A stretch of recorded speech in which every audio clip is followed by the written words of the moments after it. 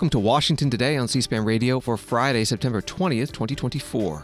Secret Service Acting Director Ronald Rowe says that multiple operational and communications failures and complacency among some employees allowed the assassination attempt on former President Donald Trump in Butler, Pennsylvania. U.S. House passes a bill requiring major party presidential nominees to get the same Secret Service protection as sitting presidents. House also passes bills to overturn the EPA's tailpipe emission rule designed to move away from gas-powered cars and small trucks to cleaner technologies like EVs and hybrids, and a bill to block federal money for undocumented immigrants to cities that do not cooperate with federal authorities, what are known as sanctuary cities. President Joe Biden holds a cabinet meeting, joined by First Lady Jill Biden. The president is asked about Israel-Hamas ceasefire talks, saying a lot of things don't look realistic until we get them done. We have to keep at it. And Supreme Court Justice Ketanji Brown Jackson on her new memoir and growing up as an African American in an environment that was predominantly white. Story from the Washington Post: the Secret Service is responsible for multiple security failures that led to the July 13th assassination attempt against former President Donald Trump, the Republican candidate for president, at a campaign rally in Butler, Pennsylvania, according to the results of the first report on the attack released Friday. Acting Secret Service Director Ronald Rowe said the review found flaws in both the advanced planning ahead of Trump's visit and its implementation. The security breaches were due in part to complacency by some agents, and the employees involved will be held accountable, Rowe said. Reporting from the Washington Post, Ronald Rowe held a news conference at Secret Service headquarters in Washington. It's important that we hold ourselves accountable for the failures of July 13th, and that we use the lessons learned to make sure that we do not have another failure like this again. The findings of the Mission Assurance Review have prompted the Secret Service to move into the accountability phase of this process. The Office of Professional Responsibility and the Office of Integrity are reviewing the findings. And as a result of these failures, what has become clear to me is we need a shift in paradigm in how we conduct our protective operations. As was demonstrated on Sunday in West Palm Beach, the threat level is evolving and requires this paradigm shift. But here are some of the findings from this Mission Assurance Review. With respect to command and control of the site in Butler, Pennsylvania, the Secret Service has the main responsibility of building the site plan. We cannot abdicate or defer our responsibilities to others. Advanced team personnel have an obligation to ensure that each site meets the protective requirements and principles of Secret Service methodologies. The Secret Service did not give clear guidance or direction to our local law enforcement partners. There were communication deficiencies between law enforcement personnel at the site. For example, the Secret Service did not co-locate its security room with local law enforcement. There was an over-reliance on mobile devices, resulting in information being siloed. For example, at approximately 18:10 local time, Secret Service informed personnel that local police were addressing an issue at the 3 o'clock of the outer perimeter. At approximately 18:10 local time, via phone call, the Secret Service security room calls the counter-sniper response agent reporting an individual on the roof of the AGR building. That vital piece of information was not relayed over the Secret Service radio network. At approximately 18:10 and 54 seconds, verified through body camera footage of local law enforcement, officers confront the assailant on the roof of the AGR building. At 18:11:05, via phone call, the site agent calls the assistant site agent to find out what exactly is going on at the 3 o'clock, and during that call, shots ring out. At 18:11:32, verified through body camera footage, the first series of shots are fired by the assailant. At 18:11:36, again verified through body camera footage, a second series of shots are fired by the assailant. At 18:11:47, through body camera footage, Secret Service counter-snipers neutralized the threat. With respect to diligence, line-of-sight issues were acknowledged, but not properly mitigated. Issues were encountered the day of the visit with respect to line-of-sight concerns, but they were not escalated to supervisors. While some members of the advance team were very diligent, there was complacency on the part of others that led to a breach of security protocols. With respect to accountability, the Mission Assurance Review has identified deficiencies in the advanced planning and its implementation by Secret Service personnel. These employees will be held accountable, and this agency has among the most robust table of penalties in the entirety of the federal government. And these penalties will be administered according to our disciplinary process. But due to federal regulations, I cannot get into personnel matters as they are proceeding. The acting Secret Service Director Ronald Rowe at a news conference today in Washington, D.C. Reporters did ask him how many employees would be subject to disciplinary action and what those actions could be, and he said, again, he could not discuss that. On the official report released today from the Washington Post article, it's a sparse 5-page summary of the agency's internal investigation so far into its organizational culture, leadership, and staff to identify potential causes for the mission failure at the rally and ways to improve. Many of the findings are already public through media reports or congressional hearings. You can find the full news conference with the acting Secret Service Director, runs about 50 minutes, at our video library at cspan.org. Story from NBC News. 5 days after the second apparent assassination attempt against former President Donald Trump, the House on Friday unanimously passed bipartisan legislation that would boost Secret Service protection for the two parties' presidential nominees, Donald Trump and Kamala Harris, as well as their vice presidential running mates. The vote was 405-0. The House vote was today. The floor debate was Thursday. The lead Republican sponsor is Mike Lawler of New York. We have endured through assassinations of political leaders, including presidents. It is destructive to our country. It is destructive to our democracy, our constitutional republic. And it undermines the confidence that Americans have in their government and in the electoral process.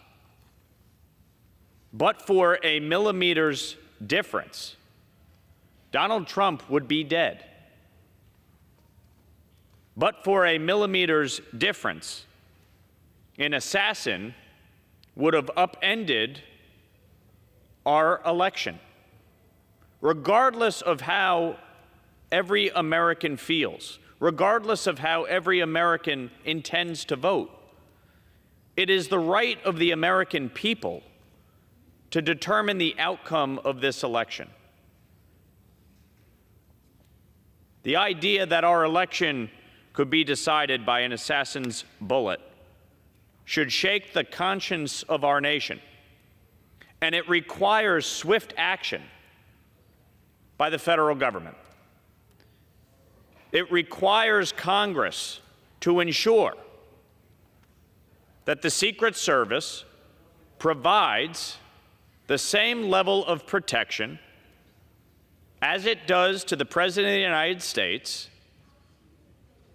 to the leading candidates for president. And in this case, former President Trump and Vice President Harris. Either one of them is going to be president come January 20th, 2025. And the American people should get to make that choice. Congressman Mike Lawler, Republican from New York, on the House floor. Congressman Gerald Nadler, Democrat, also from New York, and the ranking member on the Judiciary Committee, said that he supports this legislation, but he said the House should also focus on keeping the preferred method of assassinations and attempts of assassinations out of the hands of the people who want to do harm. I support this legislation to ensure that the Secret Service has the tools, resources, and procedures necessary to keep our highest elected officials and candidates safe, which is critical to our democratic system of government. But in advancing this legislation, Republicans are hoping to distract from the common denominator in every successful assassination of a U.S. president, as well as the attempted assassination of President Reagan and the attempted assassination of former presidents and presidential candidates Theodore Roosevelt and Donald Trump. In every single one of these events, the weapon used was a gun. The fact is that the work of the Secret Service is made infinitely more difficult by our lax gun laws. But this Congress, the Republican majority, has repeatedly sought to further weaken our gun laws, endangering our children, our law enforcement officers, our communities, and even their own presidential candidate. Congressman Gerald Nadler, Democrat from New York, during Thursday's House floor debate on the bill requiring the Secret Service director apply the same standards when determining the number of Secret Service agents assigned to protect sitting presidents and major party nominees for president and vice president. The bill passed today 405-0. Speaker Mike Johnson, Republican of Louisiana, putting out a statement after. It is surreal to say that there was a second attempt on Donald Trump's life in less than 2 months. The current situation is dangerous, and he needs and deserves increased Secret Service protection to ensure his safety amid the significant threats he faces. Speaker Johnson calling on the Senate to immediately take this bill up and pass it. But a NBC News article reads, despite the big bipartisan House vote, it's unclear how the Senate will handle the issue of security. Appropriators from both chambers are discussing whether to include additional funding for the Secret Service in the stopgap funding bill Congress must pass by September 30th to avert a government shutdown. You're listening to Washington Today. Article from the New York Post. The GOP-controlled House approved a resolution Friday that would overturn a new Biden administration rule on automobile emissions that Republicans say would force Americans to buy unaffordable electric vehicles they don't want. The rule, issued by the Environmental Protection Agency in March, would impose the most ambitious standard ever in the United States to cut planet-warming emissions from passenger vehicles.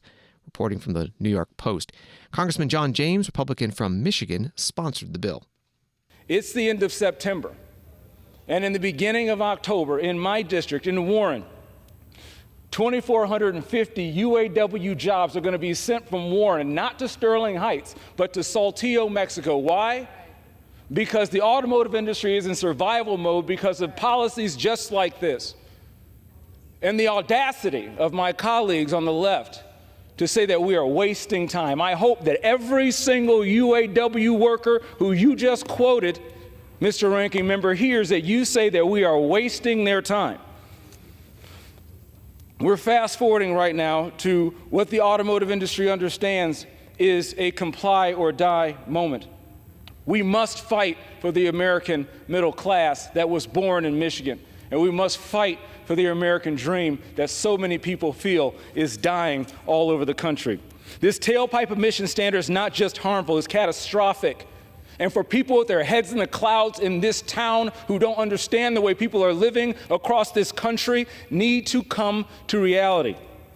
The reality is the automotive industry itself, if you actually listen, have told you that in order to get to 67% compliance of new vehicle sales, they cannot get there with the current technology or the current infrastructure or the current software without going to battery electric vehicles.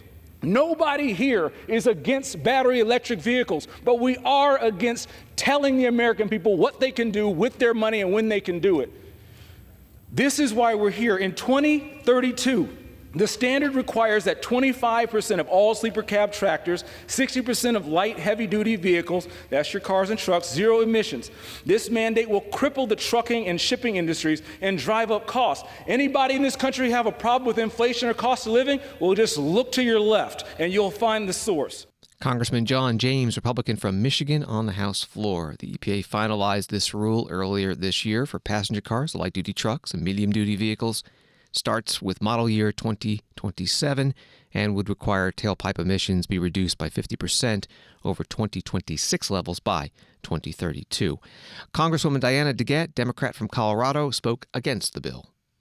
EPA's final rule is expected to reduce greenhouse gas emissions from light-duty vehicles by about 11% every year. Once fully phased in, the standards will save the average American driver an estimated $6,000 in reduced fuel and maintenance over the life of a vehicle. I'm going to say that again because my colleagues on the other side of the aisle seem to think this is bad for consumers when in fact it's good. Once fully phased in, the standards will save the average American driver an estimated $6,000 over the life of a vehicle. The beauty of this approach is it allows automakers to do what they do best, which is innovate. EPA's rule does not mandate or ban any specific technology.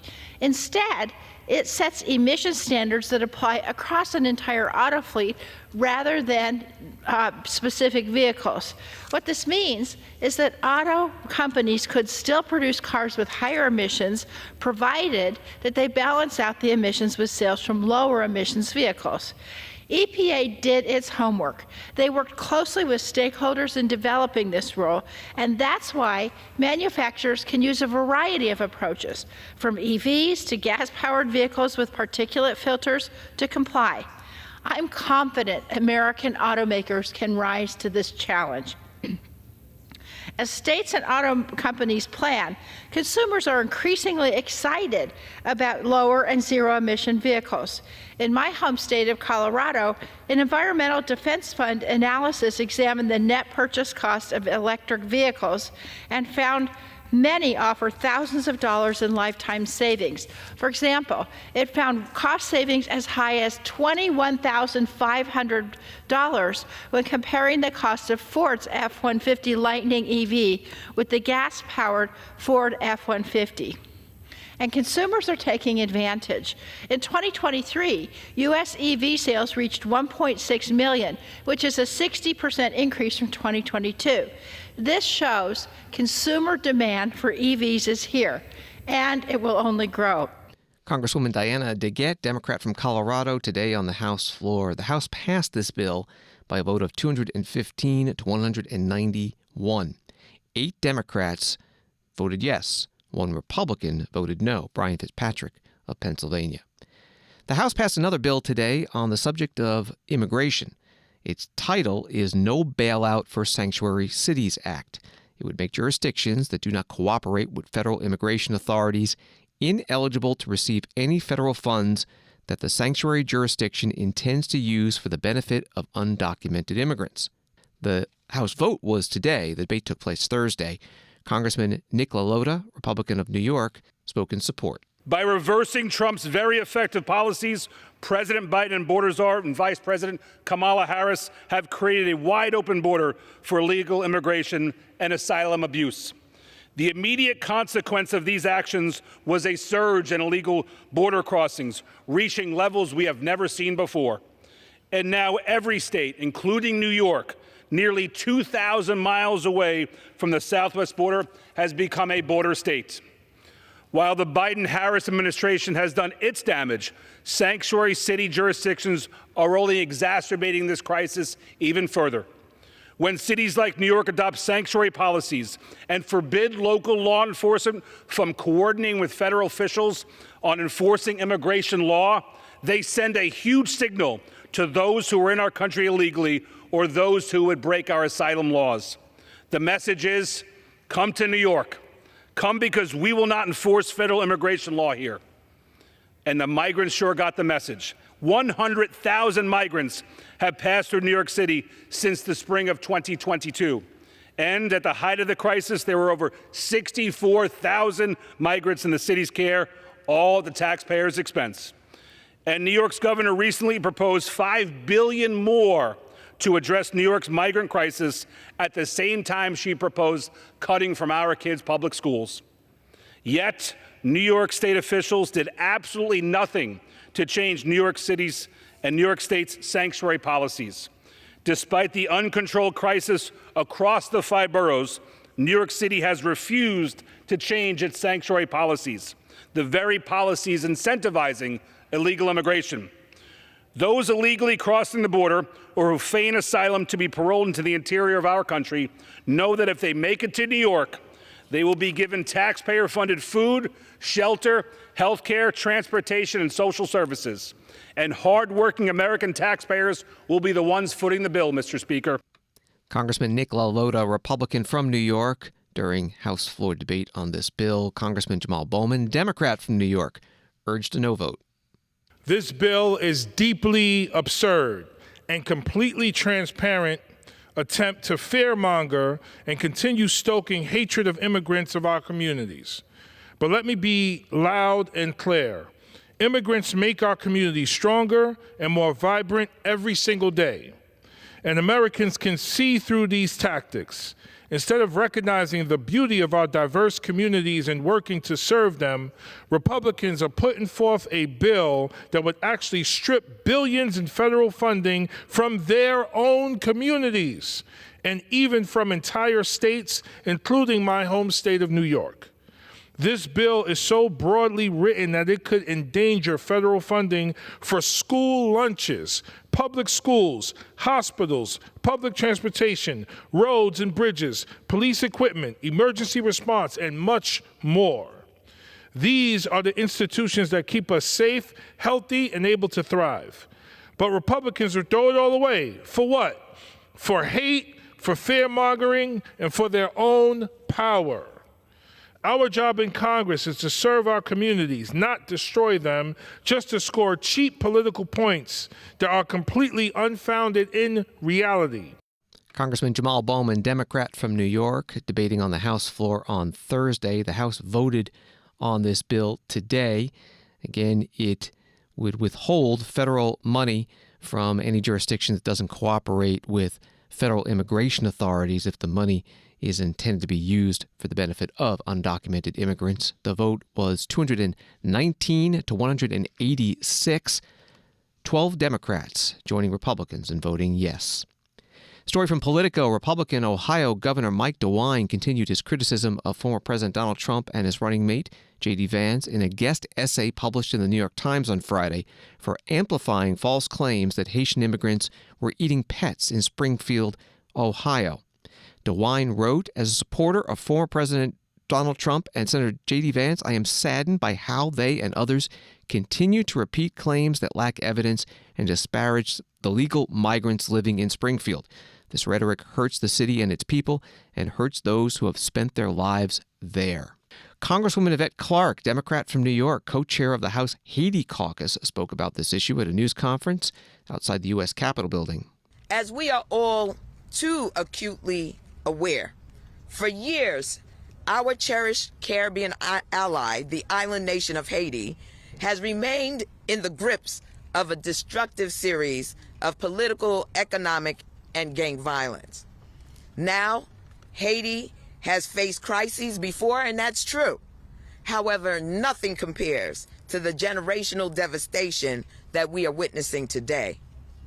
Fortunately, our current administration, the Biden-Harris administration, has taken meaningful action to ensure this nation, our nation, the United States of America, fulfills its humanitarian obligations to these families who've already lost so much by extending and redesignating their temporary protected status, along with other meaningful steps to keep our Haitian sisters and brothers safe. However, 45, Donald Trump, J.D. Vance, and the billionaires like Elon Musk disagree with our morality. They believe it's their responsibility to punish Haitian immigrants for daring to seek their own American dream. They have chosen to spew racist and xenophobic lies as a political tool and weaponized rhetoric to place innocent families in harm's way. It's truly sickening to see the United States' most powerful prey on its most vulnerable through xenophobic and despicable disinformation.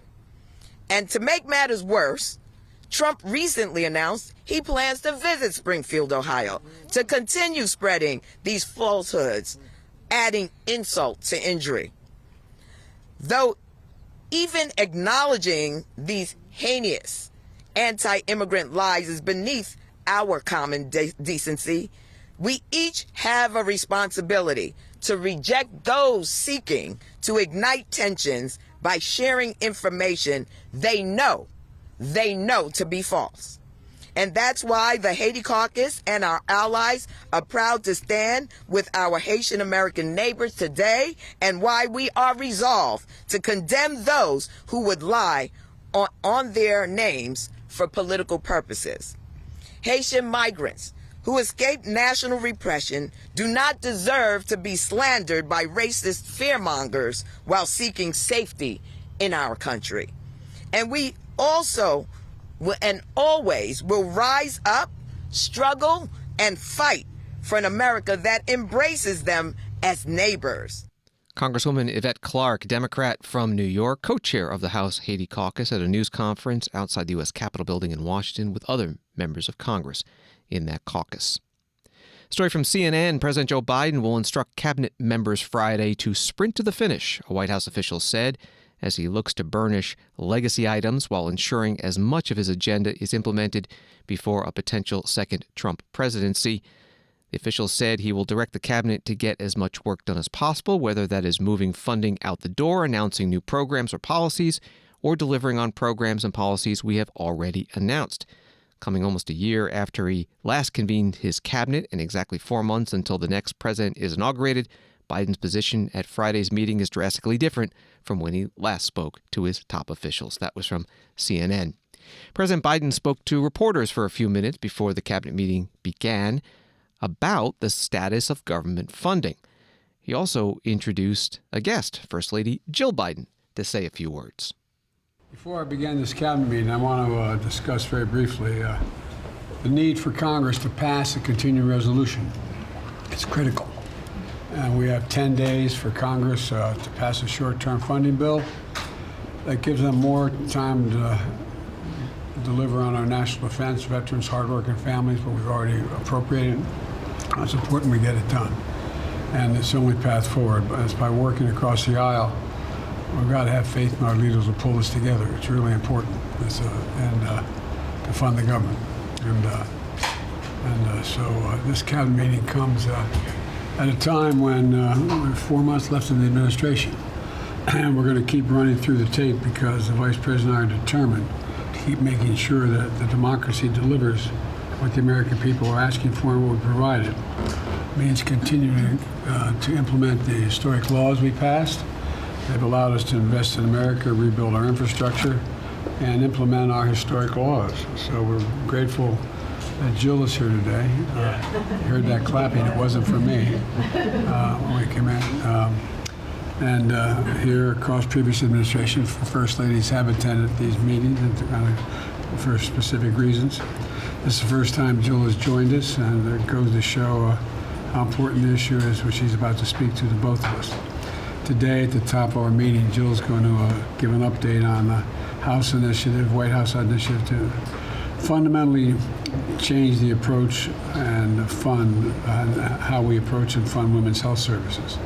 So I'd like to turn it over to Jill and for any comments she has, and it's all yours, kid. Thank you. You know, sometimes the White House surprises you. When Joe became president, I knew I wanted to keep shining a light on the issues that I'd worked on for so many years. Supporting military and veteran families, ending cancer as we know it with the Biden Cancer Moonshot, lifting up educators, and promoting free community college as a pathway to good paying careers. But then last year, I learned more about gaps, huge gaps in our understanding of women's health. Our nation is home to the best health research in the world, yet women's health is understudied and research is underfunded. And we still know too little about how to effectively prevent, diagnose, and treat a range of health conditions in women, from heart disease to cancers. It was one of those moments where you can never see the world the same way again. And I knew that I had to add this to my portfolio. So last November, Joe and I launched the first ever White House initiative on women's health research. And what has never surprised me about the White House is that when you have a great team, which Joe has in all of you, you can bring about solutions quickly. I'm here, my first time at a cabinet meeting, to thank you for the incredible progress we've made on women's health research, all in less than a year. First Lady Jill Biden joining that cabinet meeting in the White House Cabinet Room with President Joe Biden. The Hill has an article. The White House on Friday unveiled The Record, a new part of its website to highlight President Biden's agenda during his 4 years in office. In an announcement sent exclusively to The Hill, the White House said The Record will focus on showing Americans the progress the Biden-Harris administration has made and will include stories from voters who benefit from policies. The website has 7 main sections, including details about Biden's economic agenda, details about his infrastructure policies, details about his work to strengthen global alliances, and details about work to help veterans tackle the opioid epidemic and end cancer, among other areas. That from The Hill. Wall Street today, the Dow up 38, NASDAQ down 65, S&P down 11. Washington today continues in a moment. The House will be in order. This year, C-SPAN celebrates 45 years of covering Congress like no other. Since 1979, we've been your primary source for Capitol Hill, providing balanced, unfiltered coverage of government, taking you to where the policy's debated and decided, all with the support of America's cable companies. C-SPAN, 45 years and counting, powered by cable.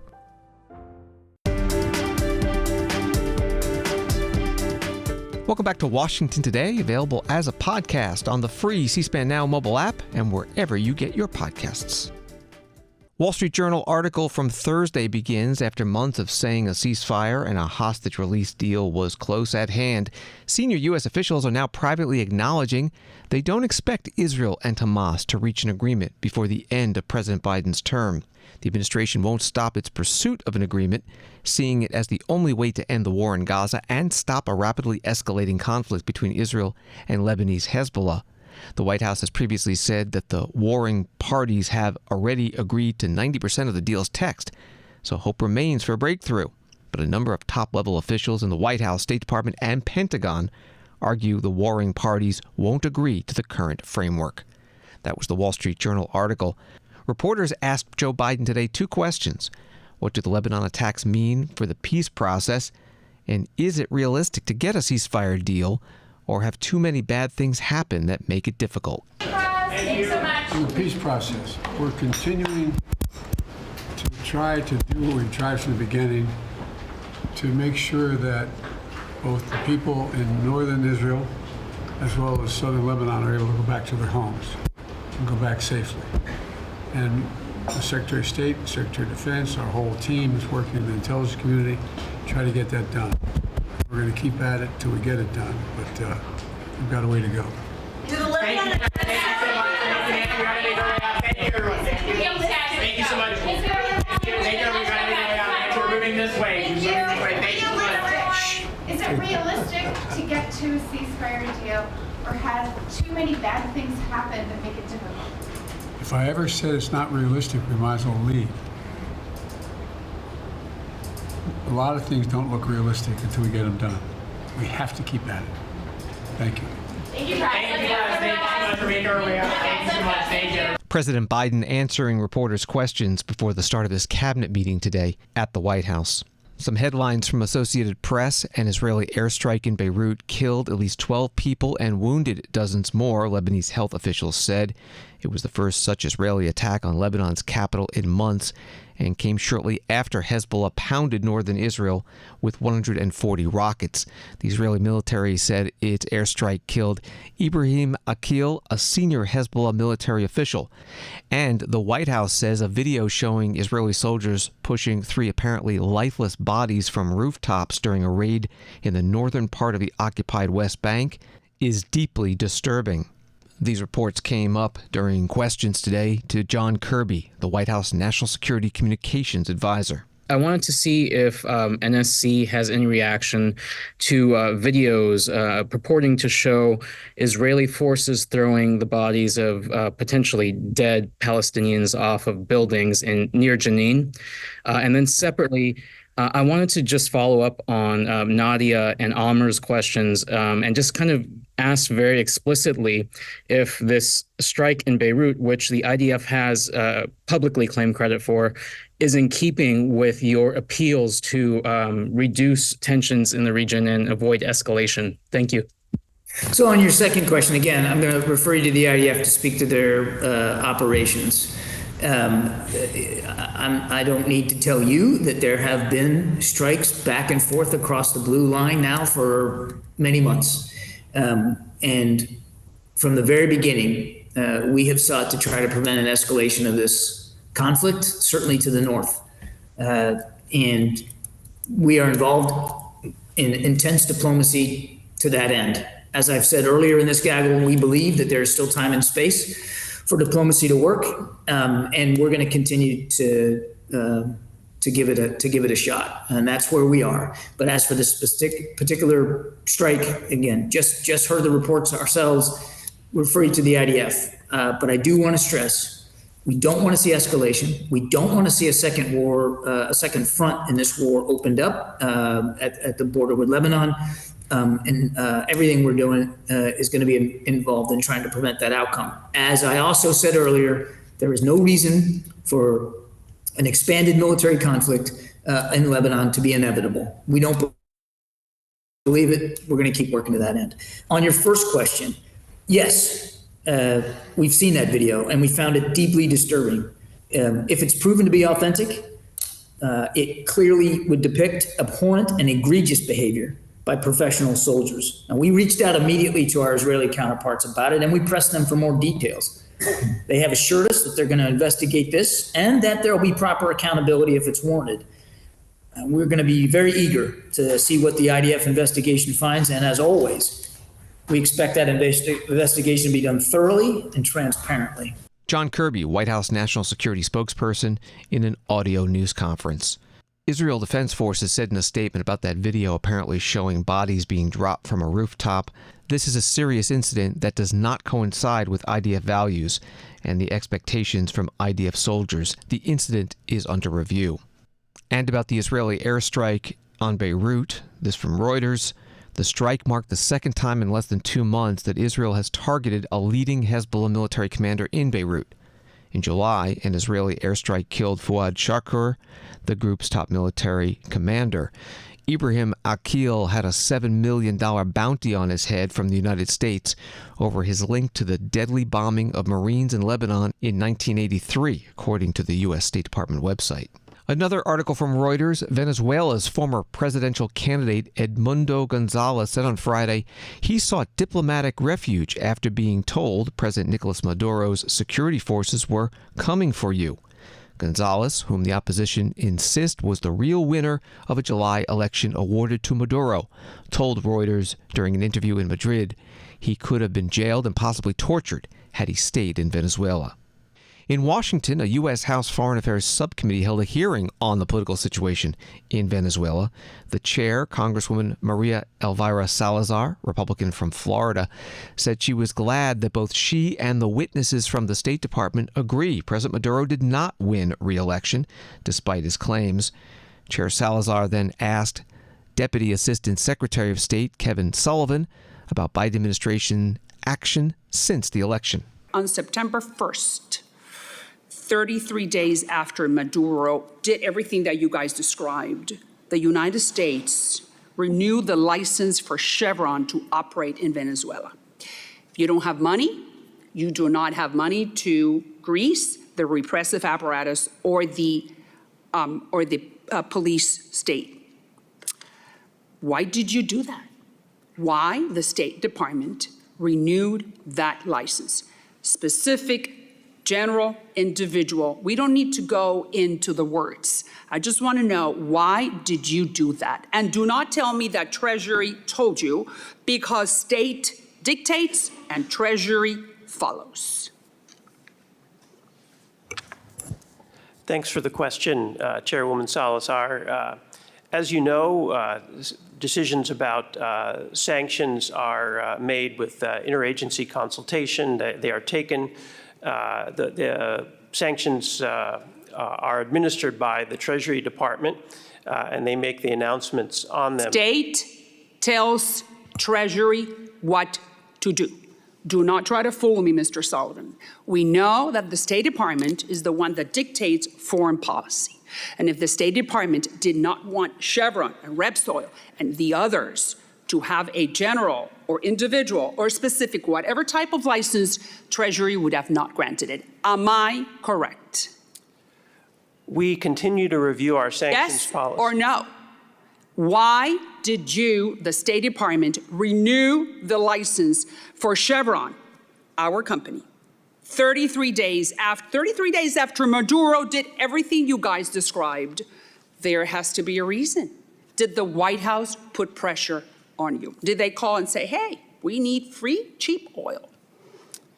Well, as I mentioned, Chairwoman Salazar, yes, sir. The U.S. government coordinates on these issues. Treasury administers the licenses, and we continue to review our sanctions policy with respect to Venezuela with a view to advancing our overall objectives of promoting, in this case, a democratic transition. How can you promote a democratic transition if we have agreed that Maduro stole the election? And all we're doing is helping him stay in power and creating another migrant crisis, because the other gentleman, Mr. Rowe, just said it. We're talking about 4 million Venezuelans have said publicly that they're going to leave if Maduro stays, because there's no food, because there are no jobs, because they're repressive apparatus. So again, explain to me how come you decided to not only give to Chevron, but to all the others that are just fueling the regime. Tell me. So since the election, as you've seen, the U.S. has been very active with our international partners in developing concerted international pressure in favor of transparency, publication of the You are not answering my question, Mr. Sullivan. Deputy Assistant Secretary of State Kevin Sullivan, questioned by Congresswoman Maria Elvira Salazar, Republican of Florida, chair of the House Foreign Affairs Subcommittee holding today's hearing.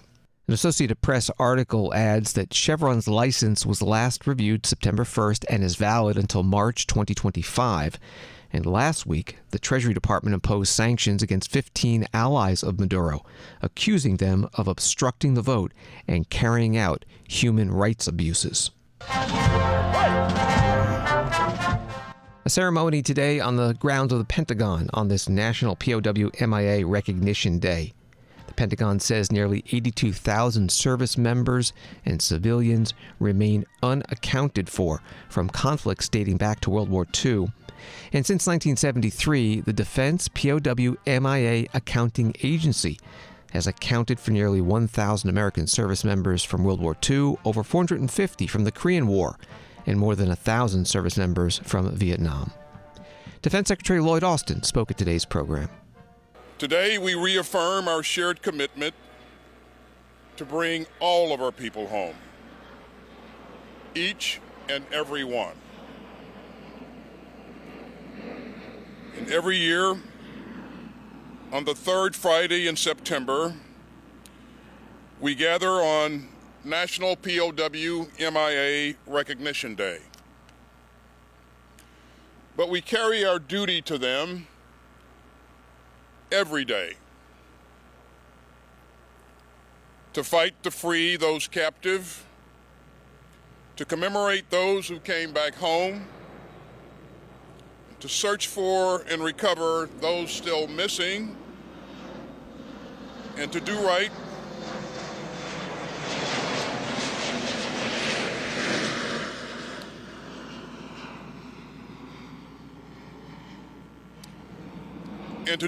by our POW and MIA families. As the chairman said, we are honored to be joined today by former prisoners of war, including Air Force Colonel Mike Brazelton, who endured more than 6 years in captivity in Vietnam, and Rear Admiral Robert Shoemaker, who was held captive for 8 years. Colonel Brazelton and Rear Admiral Shoemaker, your bravery and your sacrifice inspire us all. And ladies and gentlemen, please join me in a round of applause for these American heroes.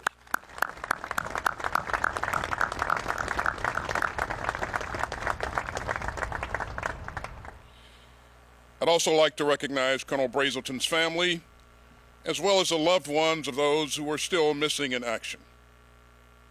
In the face of loss and uncertainty and anguish, you have shown incredible resilience and resolve, and we strive to live up to your example. So thanks for being here. Defense Secretary Lloyd Austin at the National POW MIA Recognition Day ceremony held on the grounds of the Pentagon. Also there, General C.Q. Brown, chair of the Joint Chiefs of Staff. Supreme Court Justice Ketanji Brown Jackson has just published a book. It's titled Lovely One, a Memoir.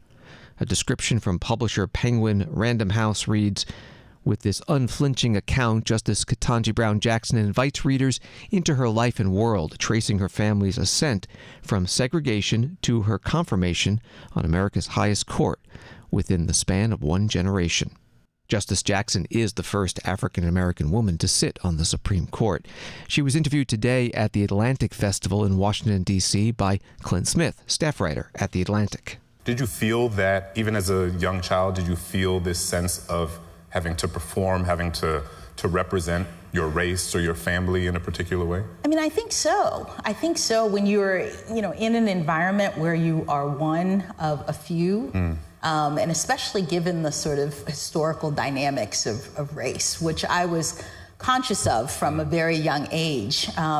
One of the things I've been saying in my book tour is that the significance of the timing of my birth cannot be overstated. And what I mean by that is that I was part of the first post-civil rights generation. I was born in 1970, which was within 5 or 6 years of the Civil Rights Act, the Voting Rights Act, and the end of Jim Crow segregation, which my parents had actually been subject to. And so when I was born, it was like a time of awakening and reopening for African Americans. My mother, my father were very conscious of their African-American identity. They had gone to HBCUs and historically black colleges and universities. And so they gave their daughter an African name. Ketanji Onyeka is the English translation of lovely, Ketanji Onyeka is the African for lovely one. My aunt was in the Peace Corps in Africa when I was born, and she sent my mother African names. And so this was part of their attempt to really infuse me with my cultural identity. But then I go to a bunch of predominantly white schools, and I feel very different in a way. Supreme Court Justice Ketanji Brown Jackson at the Atlantic Festival in Washington, D.C. on her new book, Lovely One, a Memoir. The new Supreme Court term begins October 7th, pursuant to current law requiring the term to start the first Monday in October. A group of black female mathematicians, aeronautical engineers, and human computers whose groundbreaking work for NASA during the 20th century space race contributed to the nation's historic achievements were awarded the Congressional Gold Medal during a ceremony Wednesday on Capitol Hill. That's the first paragraph of an ABC News article. It goes on, the honorees were recognized with the nation's highest civilian honor and include 3 women who became known as NASA's Hidden Figures. NASA's first black female engineer, Mary Jackson, and mathematicians Katherine Johnson and Dorothy Vaughan, whose work helped pave the way for the first American astronaut to successfully orbit the Earth. All 3 women were honored posthumously on Wednesday, with their families attending the ceremony to accept the awards on their behalf. Again from ABC News. C-SPAN covered this ceremony. Here is NASA Administrator Bill Nelson. I often refer to the people of NASA as a bunch of wizards. That is a true statement, and today we honor some of those wizards, those human computers that started at a remarkable time going back to 1943.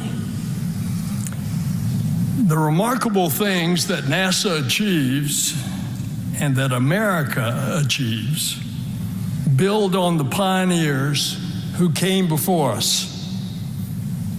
People like the women of Mercury and Gemini and Apollo. People like Mary Jackson, Dorothy Vaughan, Katherine Johnson, and Dr. Christine Darden. And thanks to you, the members of Congress who made this day possible. And thanks to the late Congresswoman Eddie Bernice Johnson, who we miss, and who led the effort in 2019 alongside Senator Chris Coons to bring these medals to life.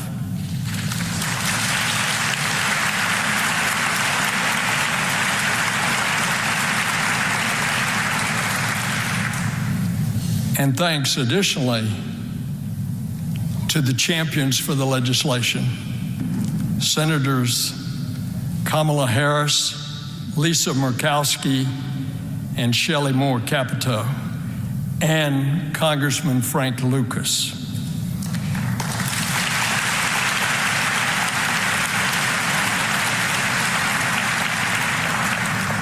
The women we honor today made it possible for Earthlings to lift beyond the bounds of Earth, and for generations of trailblazers to follow. NASA Administrator Bill Nelson on Wednesday at the ceremony awarding the Congressional Gold Medal to the women who were known as NASA's hidden figures. An article from CNN includes a medal was also given to all the women who worked as mathematicians, engineers, and human computers in the U.S. space program from the 1930s to 1970s. Author Margot Lee Shetterly, whose book Hidden Figures was adapted into a film in 2016, said, "By honoring them, we honor the very best of our country's spirit." Thanks for listening to Washington Today. Subscribe to C-SPAN's free evening newsletter Word for Word and get the stories making headlines in Washington sent to your inbox every day. Sign up at cspan.org/connect. Have a good night and weekend.